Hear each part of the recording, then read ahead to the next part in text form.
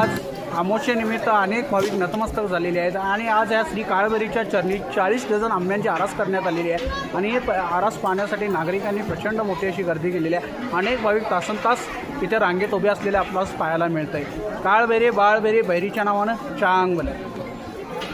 सत्यवार्ता न्यूजसाठी कॅमेरामन अमित कोरी यांच्यासह धनंजय शेट्टे गडिंग। धन्यवाद।